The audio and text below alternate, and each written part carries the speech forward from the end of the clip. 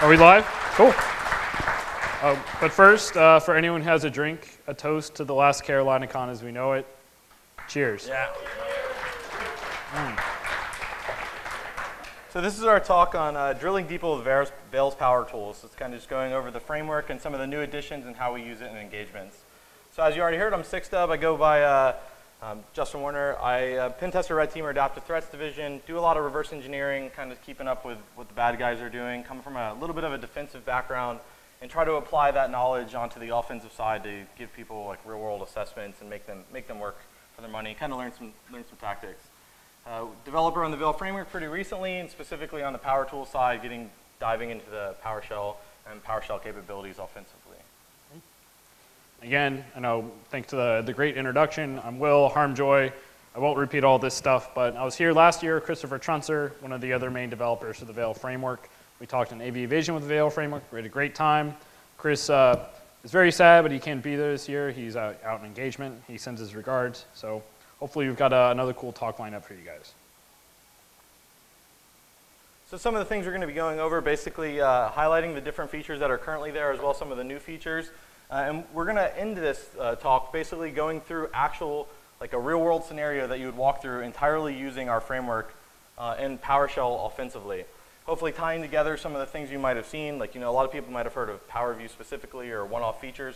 We want to show you how to kind of walk from no access all the way through having admin access just using the framework. And one thing we didn't mention, these slides are actually live on SlideShare now. They're tweeted out under my handle Harmjoy, and it was tweeted at the Carolina Con tag. So if you guys want to follow along. Cool. So introduction, kind of how we got here for the Veil framework. Got our little logo there. The Veil framework started with a tool called Veil Evasion, which we wanted to have a kind of generic way to generate AV evading executables when we were on pen test. It kind of evolved in this offensive toolkit that started to, kind of aim to bridge the gap between pen testing and red teaming capabilities. It expanded from Veil Evasion. There was a Catapult, which is kind of a payload delivery tool. Veil Pillage, which was presented DEF CON, which is kind of a fully fledged post-exploitation framework, kind of like SMB exec. Then also Veil PowerView, which I spoke briefly about last year, PowerUp, like all these kind of additional tools we kept adding in. So they're not all, kind of one single tool. They don't quite make sense, but we think they make sense as a collection that we use offensively. And again, last year, Carolina Con 2014, AV Evasion with the Veil framework. Veil's PowerTools. So we kind of had this, schizophrenic division for the Veil stuff. Now we have basically two repos is what we're going to be maintaining. The Veil repo, which has all the offensive Python stuff, Veil Evasion, Catapult, Pillage, those types of things. We're actually in the midst of doing like kind of code-based rewrite to combine everything. And the second repo is a collection of all the offensive PowerShell stuff that we've gotten into. So Veil's PowerTools is kind of what we pulled that into. It'll remain the primary source for all offensive PowerShell work that we do, with everything in Python remaining in the Veil one. So really quick note, my workmates make fun of me because I won't shut up about PowerShell all the time. That's all I've done in the last year. But PowerShell, real quick, out of the box, like why you should use it.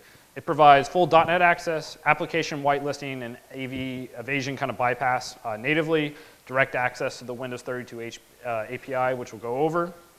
You can execute everything purely in memory without touching disk, and it's installed on every machine when Windows 7 and up. If you're not using PowerShell as an offensive operator, you absolutely should be. There's no reason not to. There's this great post from Matt Graber, one of the PowerSploit authors, called Why I Chose PowerShell as an Attack Platform. The link's right up there.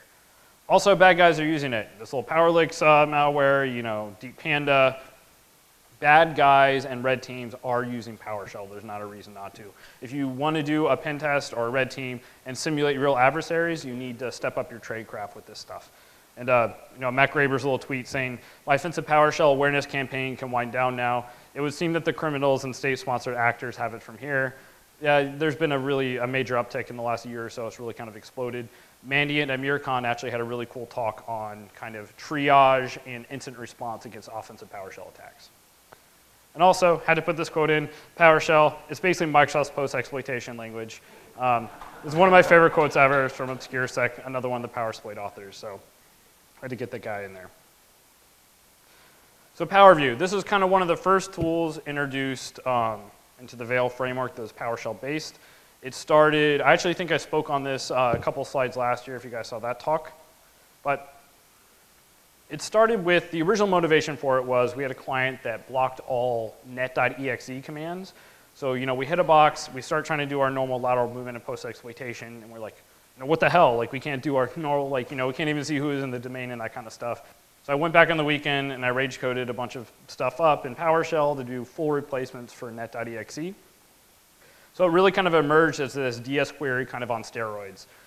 Anything you want to do for getting users, groups, trust, like there's 50 plus functions in it now. It's been one of my primary dev focuses over the last year. Otherwise, it was inspired by Rob Fuller Mubix, who spoke here last year. He has a tool called netview.exe, which is a C++ based tool to enumerate like shares, users, and all this kind of stuff on a Windows domain. Started taking some of that functionality and kind of porting it over. Invoke netview, I believe, is the commandlet that ports a lot of that functionality. One of the big uses we've had for PowerView, we use this on every single engagement now. So whenever we're operating, we have to figure out where users are logged in on specific machines. I actually gave a fire talk on this topic specifically at ShmooCon called IHUNT Sysadmins. So for PowerView specifically, there's two main functions we'll use. Invoke user hunter will query domain, pull all the machines down, we go to each machine and enumerate the logged in users and sessions and match that up against a target list. By default, it's like domain admins. So you can push this button, you'll get a nice list of every single place where domain admin is logged in. You can even check to see if you actually have local admin access to the target machines you find. Invoke Stealth User Hunter does a red team trick where it actually gets all the file shares in a network. It does net sessions against those, remote net sessions, matches that up against a target list. So with very few calls, very few traffic, you can get a really good mapping of where a lot of users are logged in, a lot less traffic than the Invoke User Hunter. Another cool thing that got added in recently because of this guy is offensive event parsing. So if you get domain administrator, it doesn't mean you're done. DA is not the goal. The end goal is access or showing impact in an advanced engagement. So a lot of times, once you get DA, it can be this really nice means to facilitate what your end target is. So you want to target IR guys, finance guys, Linux admins, whatever, right? But getting DA lets you do things like query all the event logs in a domain controller. So PowerView's get user logon events lets you extract all the 4624 logon event IDs from a domain controller, filtering for a specific user. I think by default it restricts the last 3 days. And Invoke User Event Hunter wraps this all up into a weaponized form. You run this with DA, give a specific user or target group or something like that, it'll tell you exactly where each person logged in at what time. So we use this really effectively on some engagements. Also, oh, sorry, this is you. So kind of bridging into the domain trust stuff, obviously we were doing stuff with PowerView where we'd be able to query domain trust events.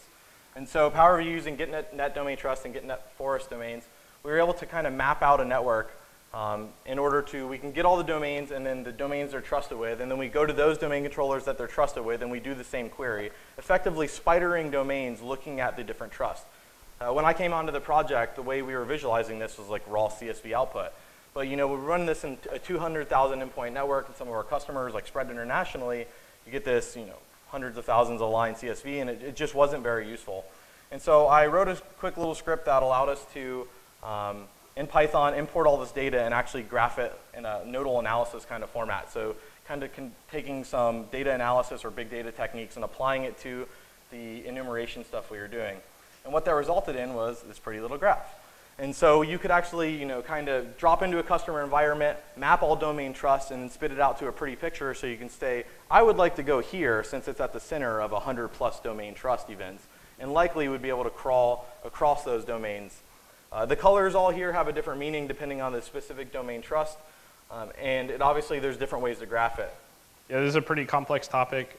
We both have a couple blog posts about this, but on my blog, the harmjoy.net, there's a really intense, really long, like step-by-step post for enumeration, visualization, and abuse of these types of trust relationships. Or after the talk, if you guys want to come talk to us, I'm sure we'll geek out about it. Sure. So kind of one of the last things with PowerView is data mining.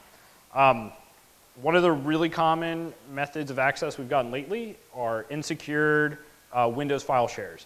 So it used to be, kind of a pain. A lot of red teams would be like, all right, we're going to have our new guys enumerate every share and every file and triage everything. It can take weeks or months. But now with PowerView, you can do invoke share finder, check access. This will spit out every single share on a network that your user has read access to, and just dump it all into a list.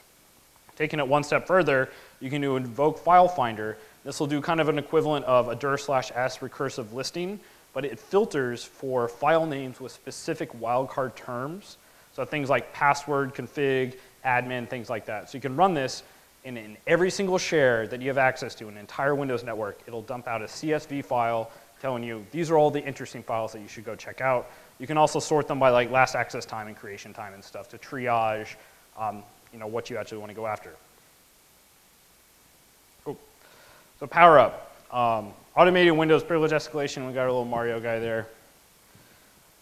So this is another tool that was made because my boss pretty much made me do all this stuff manually on a red team engagement of go to every single service and go to every single service executable and check the permissions for every single one and see if there's actually a problem to privesc.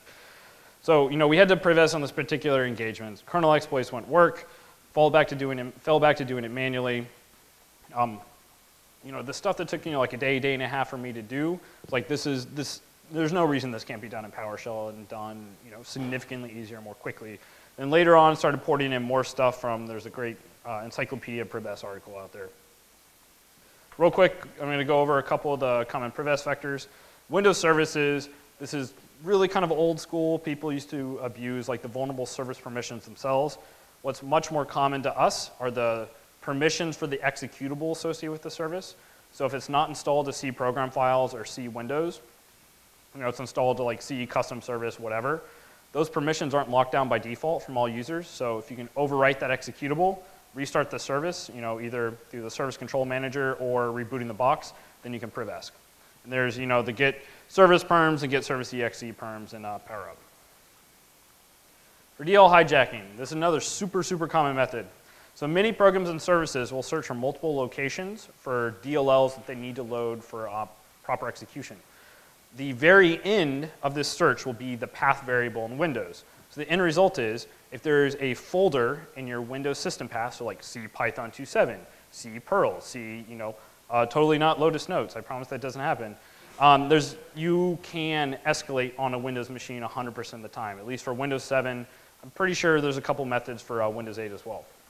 So invoke find path DL hijack will enumerate all the folders in your path. It'll check to see if you can actually write to it, and it'll report back everything you can escalate. PowerUp, it wraps all this stuff together. You can execute any number of these checks manually, or you can run the invoke all checks, which will run all the current checks, give you a nice report out. We'll do this in the demo right at the very end. There's actually a couple of abuse functions you can use, like you can write out a service exe, we're working on the DLL, write an MSI that adds a user and that kind of stuff. All that's completely contained in the script, so you don't have to manually create a service, like patch everything and whatever else. It's kind of this all-in-one Windows Privesc auditing tool, and it's been super, super effective. I think probably like 70% of engagements we're on, we usually find something that lets us escalate. Yeah, it's definitely one of the first things we do when we get on, an engagement where you have a week or a couple weeks. We will, evaluate the local image if they give us one and run the script. And, oftentimes where we find one, we find it on everything. So, the next step is PowerPick. So when I came onto the project, we started to have this fear that someday our favorite framework or our favorite scripting language would be blocked. Someday an administrator is going to figure out how to block PowerShell. And so we realized that might be our single point of failure. And then we actually ended up on an engagement together right after I started working, where the administrators and the network defenders effectively used HIPs to flag on PSSX PowerShell. And so we started to see that possibility more and more real. And we wanted to actually prepare for situations like this. And so I developed PowerPick kind of as a, not perfect solution, but a demonstration that it's not quite so easy to do this. And so I actually used .NET and C# specifically to implement like the system.management.automation, which allows you to define run spaces in, like PowerShell run spaces in C#. And then I wanted to see if, like what that looked like on the host indicator level. I have a big blog post on this. This came out, I guess, a couple months ago, where a lot of discussion was generated. And effectively, what it allowed you to do was defeat blacklists. Whitelists are, the best way to go. Obviously, it's more ideal than a blacklist. Blacklists don't win. There's been lots of talks showing how blacklists fail, but it's still used. We always see in customers in different environments blacklist net commands and blacklist PowerShell specifically with AppLocker. Well, there's this little trick what essentially allows you to use the sip.management.automation, call a run space, which doesn't ever start a PowerShell.exe. It actually utilizes the backend global assembly cache files that .NET uses. And so in the process list, PowerShell.exe never starts, and it effectively blocks all blacklists or bypasses. And so this is kind of a screenshot to show that. If you're in AppLocker and you go to like a DLL block, like you're trying to block DLLs, you can't even access the DLLs associated with the global assembly cache by default. In the Explorer anyway, when you pull up the nice pretty GUI to like select the DLL that you want to block, anything in the C Windows assembly directory, will, like Microsoft tries to obfuscate the DLLs away from you because they don't want you messing with them as an end user. There's a registry hack of which you can implement to like allow you to see those DLLs, but it's rather complicated to actually block this technique that we ended up implementing. And we call that SharpPick. It's been out for a little bit, and the feature stuff was pushed today. So when I put this out, I had a whole bunch of discussion from the offensive PowerShell community saying like, well, this is really cool. Like it's kind of neat to demonstrate the impact and like demonstrate to Microsoft that, hey, we should probably block this. But it's not that sexy. Like you have to put a binary on disk and it's C#, and there are still ways to block it. And so really they wanted to execute PowerShell from unmanaged code. So if you can do this in C or C++, it's better, right? Like hackers like that language better than C#. And so Lee Christensen, goes by the handle Tifkin, actually put out a project following that discussion called Unmanaged PowerShell. And it allows you to use the CLR and import a .NET assembly from memory and then actually execute PowerShell code from C or C++. And then I did the easy job of taking all this code that he took time to write and made it into a pretty reflective DLL. And what that basically allowed me to do was allowed me to inject that DLL into a remote process, which would then run PowerShell in that remote process without ever starting PowerShell.exe. And whatever PowerShell I wanted to execute would be in the context of that process. And of course, to add more PowerShell to it, because it's not cool unless there's more, we had a PowerShell script that actually does this. We use Joe Biolic's reflective PE injection to inject our reflective DLL into the remote process, which then kicks off the .NET run spaces. And we'll show the power of this in the demo. Like this might not all completely make sense and why exactly you'd want to do this, but we'll show in about 30 minutes why it's pretty awesome. And so this diagram breaks it down a little easier. Basically, we have our PS injector script, which injects into the executable that you want to target, let's say Explorer if you're a user, which then pulls a reflective pick DLL and injects it using Stephen Fewer's method, and then pulls a .NET assembly from memory, and then executes a download cradle to reach out to a remote host and pull the secondary stage into that process. And so when you combine this with other tools, it becomes really, really effective. And again, we'll demo that. And then the obligatory meme, PowerShell and PowerShell and PowerShell. Yo, dog, I heard you like PowerShell. I got trolled quite a bit after putting this out of how many layers deep can we go. Yep. Cool. The next tool, PewPewPew. My boss loves this title. He says it's really awesome. So this is the obligatory meme for this with our big fat American cop, America. So, okay. The whole thing with PewPewPew is kind of like a design pattern, I guess would be the best way to say it. So this invoke mass design pattern, it's a model to run PowerShell scripts on a mass number of machines and retrieve the results all without needing WinRM or PS remoting enabled. You guys are aware of PS remoting? It's this really awesome way that you can run like PowerShell scripts like invoke Mimikatz on remote machines without having to do any download cradles or anything else. You can just run it natively and remotely. The problem with that is WinRM is not enabled by default on pretty much anything, I think, except Windows Server 2012. And most enterprise clients that we see are, just now decommissioning their Windows 2003 servers and, having 2008 because everybody always keeps up with all the Microsoft updates, and that's totally what Microsoft thinks. But anyways, so we wanted a way that we could execute stuff through WMI and get the results and run whatever PowerShell script we wanted on a mass number of hosts. There was, I think, like Carnal Onage had a blog about this, about using like bat files and like a bunch of different parts in a little web server to run all this stuff. And there was a blog post by ObscureSec talking about a down and dirty PowerShell web server. So I kind of combined all the approaches. So the end result is a Java-fied web server is kicked off in the background on a specific port, like 8080 or whatever you want to specify. WMI is used to execute the little IEX download cradle on any number of target machines. That download cradle will come back to your pivot box, execute a hosted PowerShell script, get all the results, and then it'll post those results back to that same little locally hosted web server. All the results are going to be saved out to a file, and then you can run whatever parsing and stuff you want afterwards. So we can do stuff like invoke mass Mimikatz, which will execute PowerSploit's awesome invoke Mimikatz script. If you guys aren't aware of this, you can run Mimikatz and inject into LSASS and get all your plain text passwords without having to run an agent like Meterpreter or something else, and without having to drop a binary to disk. But now with this approach, you can run this script on a mass number of machines. We've done dozens. I think it should work up to hundreds, and get all the results without PS remoting. The results are parsed off on a server credential object. It's going to look like this. As a demo, just kind of running out 2 of these servers. I'm doing the verbose thing just so you can see the output. And you're going to get the server and the credentials are going to just start coming back for the LM hashes and also like the plain text stuff that you can see there. So it's cool. One caveat is you do need admin access on the box, the pivot box you're using, so you can actually grab the port and stand up the web server.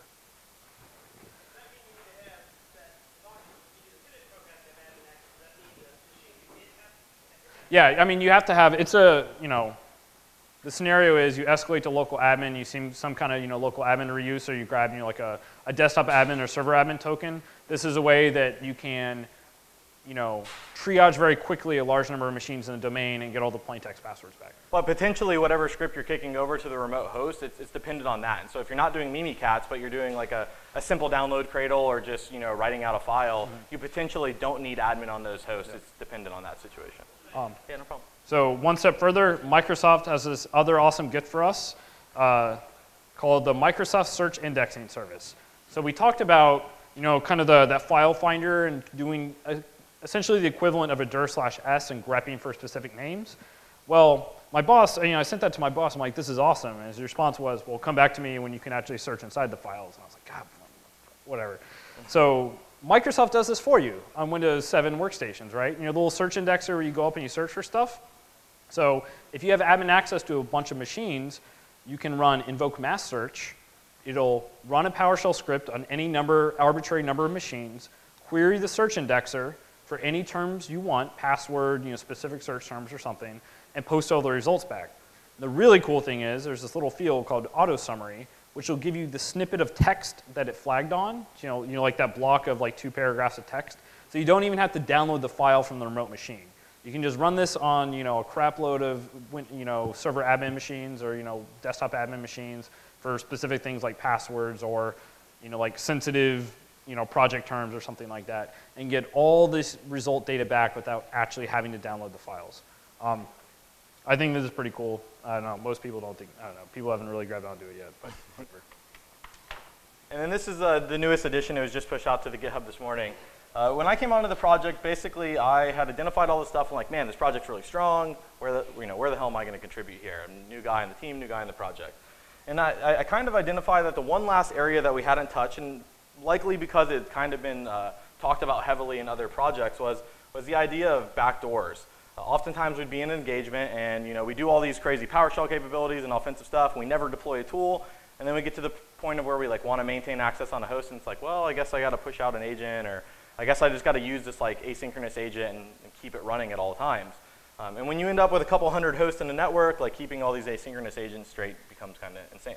And so I wanted to identify a way that allowed us to either remain memory resident or regain access to systems that we had previously compromised, and do it in kind of a varied way.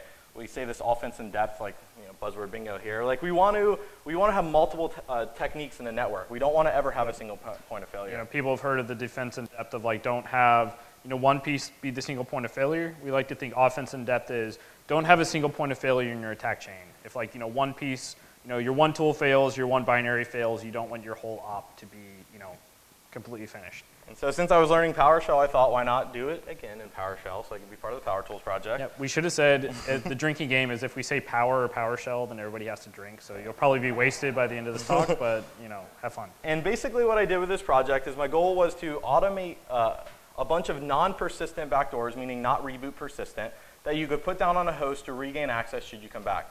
About 95% of our more advanced engagements, 95% of the time during that engagement, we don't like to put tools on disk. We've definitely moved to a memory-only operating standard, and because incident responders are getting really smart. I mean, we have incident responders dumping memory on us all the time now too, so it's definitely a concern for us. So we wanted ways to be memory only and have varied triggers that caused varied actions to occur.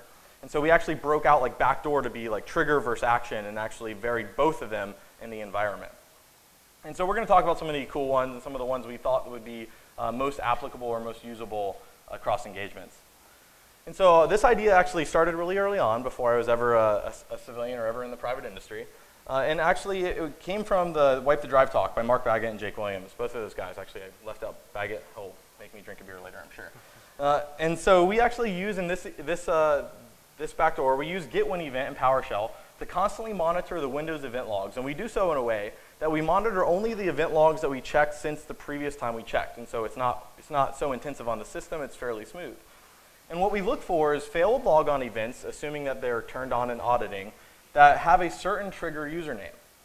And so this backdoor runs on a system, and as an attacker, if you want to regain access, all you have to do is RDP with a bad username. Generates a bad event, causes this backdoor to trigger, and fire home a download cradle to call home to your listening post.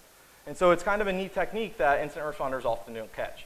It doesn't quite follow the entire theme of the Wipe to Drive talk because they really focused on having things that weren't in memory in general, but doing this in PowerShell, obviously I have to have an execution method and a way to run it.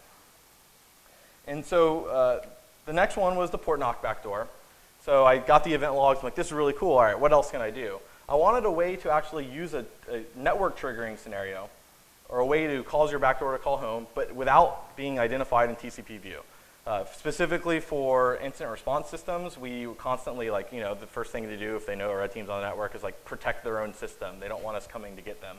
And so we wanted a way to remain resident on that system without getting flagged there. And so we used this git packet script from Robbie Faust, found it on his blog.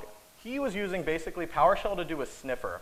It starts up a raw socket promiscuously across all the ports on the system, requires a firewall rule and requires admin, so lots of access here.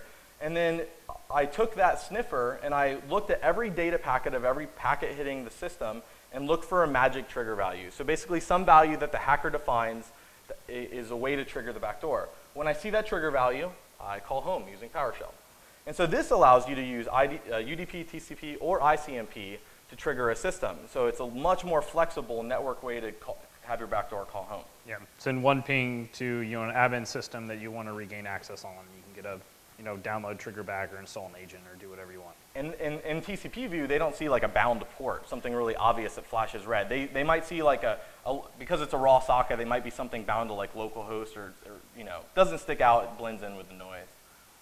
And then when we do penetration tests, a lot of times one of our common methods is like, oh yeah, you get admin access and you immediately add a backdoor user. Or you take your user that was provided by the customer and you elevate it to a domain admin. And that's how you maintain access. Well, when you do that, obviously, like when they catch it, and a lot of admins are starting to run scripts that monitor the domain admin group in pretty tight environments, they kill that and they kill everything you have if you don't deploy things. And so I wrote a script that could look for either local users or a domain user, and if it didn't find the presence of that user, it would then phone home. So you deploy this out to, 20 or 30 machines in the network, and whenever those incident responders catch you and they delete your user, it trips all the backdoors in the network, and they all start phoning home all at the same time. And it's actually really good because it's like a attacker IDS. It's like, oh, hey, the incident responders are onto you. You have all these callbacks coming home.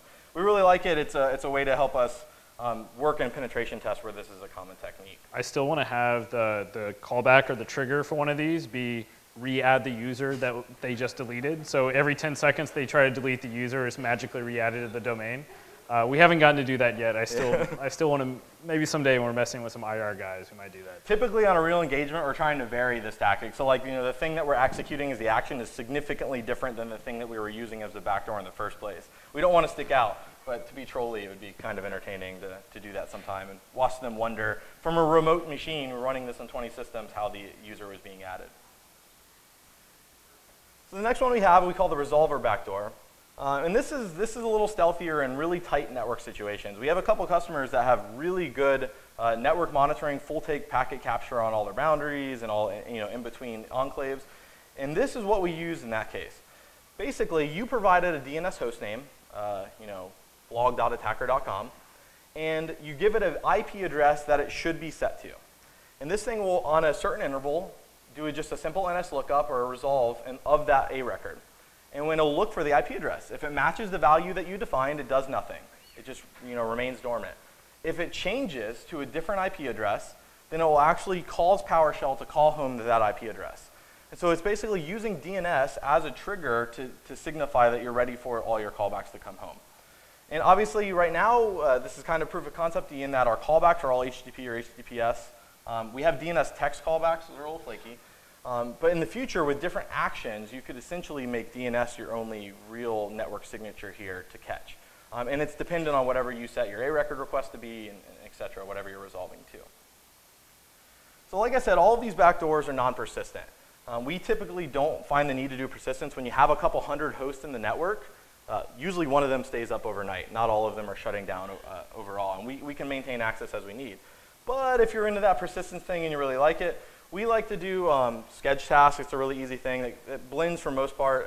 Obviously, administrators and incident responders are catching on to this, but not when you combine it with registry storage. And so when you're not actually putting a file on the file system, but you're encoding your PowerShell payload into some random registry key, and then your schedule task, all it does is ask what that registry key is and execute it with an IEX, it's really nice because you actually have no file artifact on the file system. And if you want to get really tricky, you can base 64 encode it, you can binary encode it, you can do like kind of basic XOR encryption. You can do things like, if you have a very large file, you can store different chunks of it in different registry keys and have like a little hopper that hops around, recompiles everything. Like your imagination is kind of the limit with doing something like this. Yeah, it can get quite convoluted, and this actually came and was inspired by a lot of malware over the PowerLick stuff. Yeah, PowerLicks, and then a lot of malware nowadays, like that you're starting to see reports come out on from all the big threat intel or like AV firms. It's starting to use registry encoding. It's not necessarily a new technique, but it still works quite well because the registry is the wild, wild west. You don't really AVs don't really scan the registry, so. And so, I guess the so what here, I'm going to highlight the fact that like when you start combining these tools, when you think of PS injector or the PowerPick ability combined with PowerBreach, you now have the ability to stage a PowerShell backdoor into remote processes without ever running PowerShell.exe. You could put this event log backdoor into Explorer, and when you do a quick process list, the administrators don't know what's going on. They're none the better for it. And then you do a fake logon and it triggers. You can really start combining these different techniques. PewPewPew, for example. You could shoot out a whole bunch of PowerBreach backdoors to all the systems you have access to, and you don't have to worry about hitting those systems one by one to add these backdoors. And you're pretty well positioned for when the incident responder does finally catch on. So we're going to kind of do our 2 cents. We like to have a defense slide, obviously. And this is short because this is a rather naturally offensive talk, but we'd be happy, again, to catch beers or talk with you about like defensive ideas we've seen. In general, HIPS and whitelisting has really been painful for us on engagements. If a customer does HIPS right, writes the rules to detect most things, and is proper in a whitelisting environment, this is rather complicated even to execute with PowerShell. It stops us.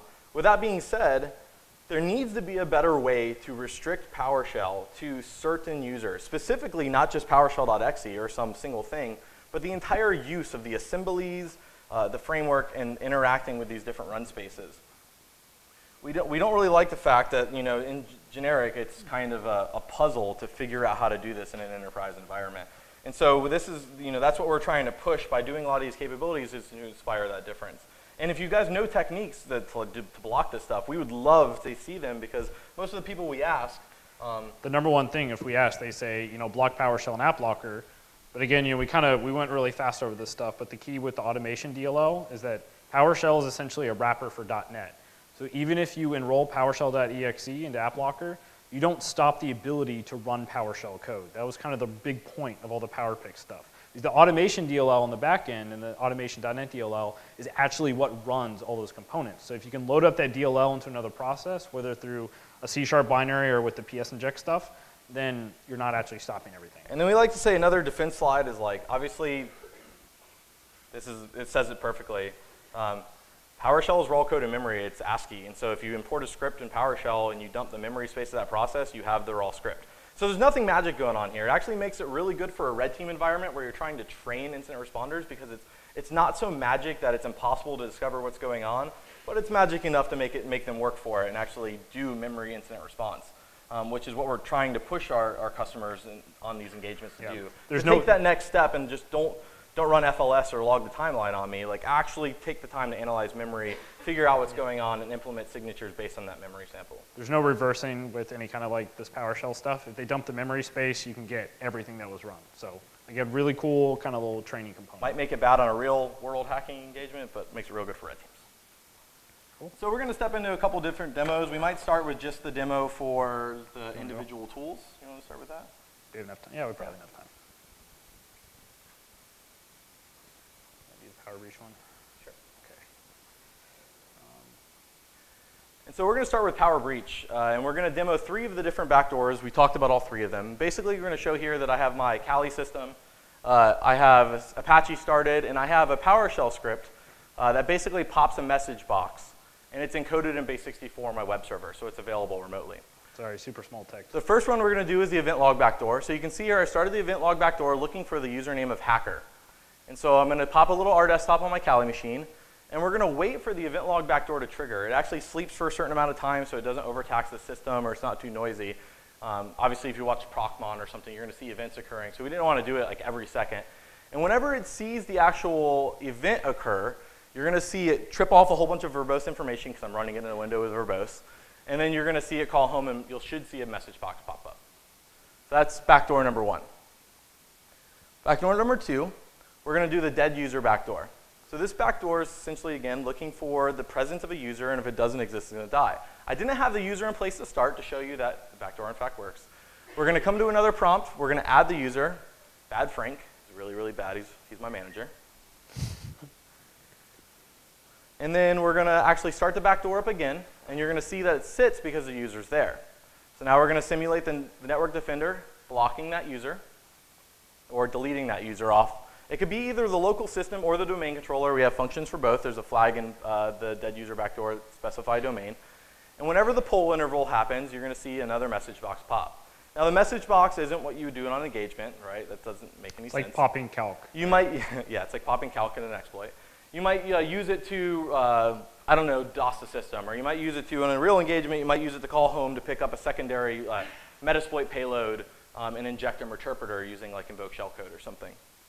In the final backdoor, we spawned, it was really quick, I'm sorry, we spawned the phone home backdoor, the raw socket, and we came over to our Kali Linux machine and we ran a little controller code that I included in the repo that just sends one UDP packet, which causes the pop-up to occur.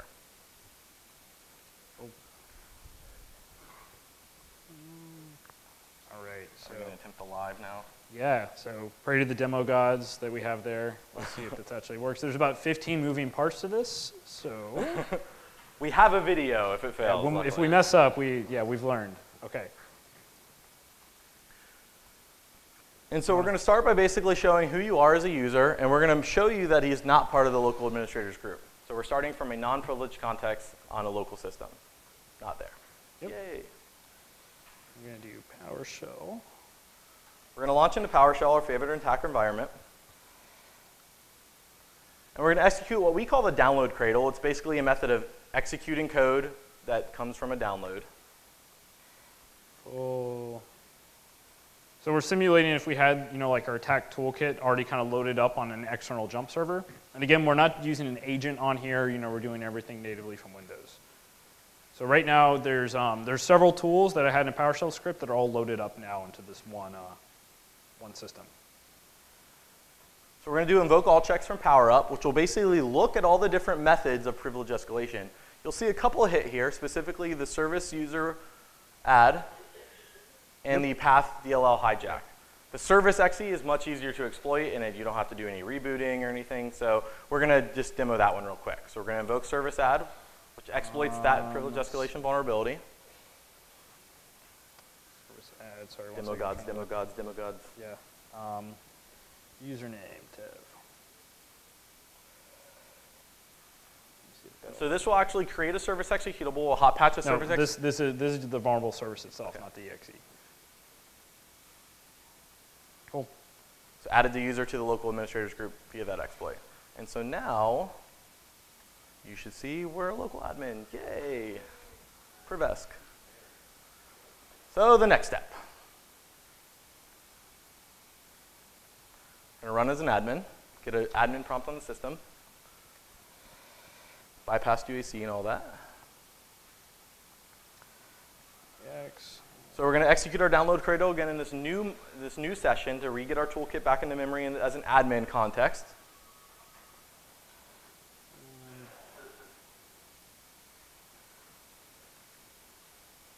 So now we loaded it all up into memory.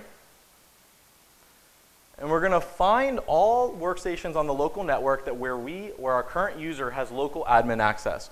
So this will actually go system to system and check what we're able to access on that system via SMB. And so you'll see that these two different systems, one being yourself, is the targets in which we have local admin access. And so now we're going to move on to targeting that system as a local administrator. We're going to do this using invoke mass Mimikatz. We're going to take that system and we're going to dump its plain text creds. This takes a second. It actually initiates the web server, so it stands it up, binds to a local port, serves up both the file and waits for the post responses to come in with the credentials. Takes all in what, about a minute to execute? Just depends, yeah. Like the timing's set up kind of in this way. If you're running it on a large number of machines, it tries to take spacing between each one so stuff doesn't stomp on each other. What's the largest number of hosts you've run this on? No. I think about 100 or something like that. And so what's going on right now is it actually served up using WMI, it calls the download cradle to come back to our local server, pull the invoke Mimikatz script, execute it, and post those results out to your prompt. It also gives you output. So now we're going to use that password that we just dumped to log into that system with RDP. Yay, super secretive RDP, which we find all the time in enterprise environments, all hosts. Now we're interactive on that system. We're going to pop open a task manager so you can see the injection part that's coming. And then we're going to start up a command prompt and get PowerShell up again. So now we're on a remote system that we just got access to via PowerView, which we had the credentials for via PowerUp. And we're going to download this time, we're going to download the PS inject script into memory.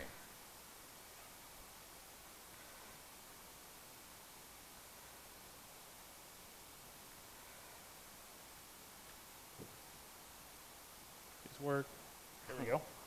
All right. And so now we're going to execute that PS inject script to inject into what process are you going to do? First, let's see. Which one am I going to do? VMware Tools. Let's do that one. We'll inject into VMware Tools. 1736. And when we inject this PS inject into VMware Tools, it's actually going to execute another HTTP download and pull the secondary stager. What we're serving up here, what you're going to see is we're going to serve up a PowerBreach backdoor. And so we're simulating right now if we were leaving this system for a long period of time and planning on coming back later to retrieve whatever we needed to. So it does a whole bunch of memory stuff, loads all the required DLLs, and injects it. So this is where real demo gods need to come in handy. Yep. Let's see if that works. So you see here now, there's no PowerShell running. Cool.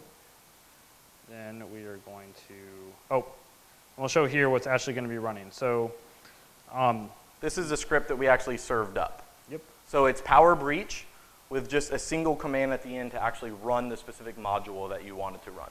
Let's see. So this is the domain controller, and we're assuming here now that the incident responders have caught us, and that they're going to delete our backdoor user, cleverly named backdoor. And hopefully what we have happen is a shell pop up. If not, we have to wait for the poll interval, obviously, so it could take some time. If not, I'll give you a pretty demo on a video. Bam! Yay! So that was triggered simply because the incident responders deleted our backdoor. And now we have our interpreter shell on the system, maybe on the domain admin system, that would allow us to go get interactive again and re-add or implement some backdoor again.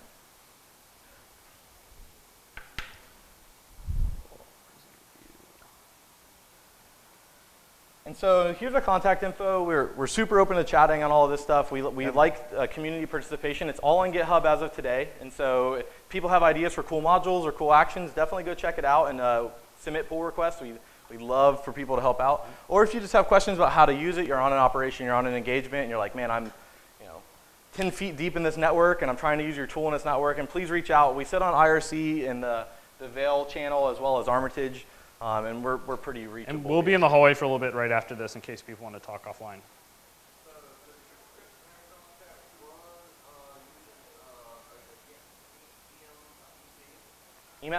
Yeah, I mean, unless you, so Emmet, the question was, do the scripts work against Emmet? So by default, Emmet doesn't enroll PowerShell because it's not a normal initial exploitation vector, because Emmet's normally designed to block those initial exploitation components to get into a system. It's not meant to stop post-exploitation. We have done a little bit of experiments with enrolling PowerShell into Emmet, which can stop things like shellcode injection for like PSExec, PSH.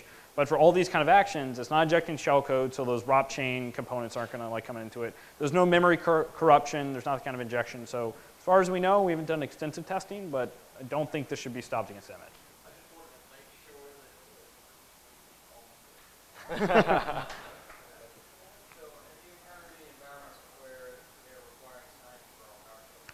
Signing. So the question is, have we encountered an environment where signing is required for PowerShell scripts? So signing is not a security boundary. People think it is. So even if you require signing, when you launch PowerShell, if you do -exec bypass, it turns off all the signing requirements.